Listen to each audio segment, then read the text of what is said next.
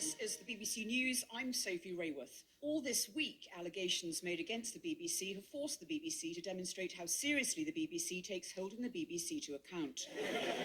The BBC made a special report about the BBC by the BBC into the BBC complaints against the BBC from outside the BBC, which was shown on the BBC's Newsnight.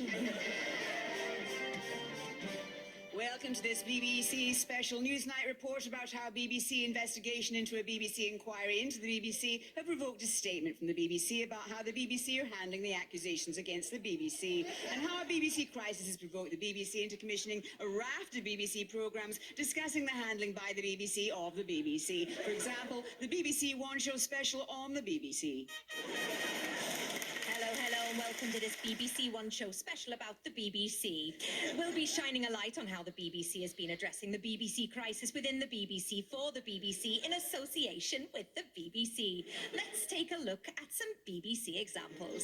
Hello again, I'm John Craven, and today on Countryfile, I'll be showing you how inserting your arm into a cow's anus is a great indicator of how seriously the BBC is taking the crisis in the BBC.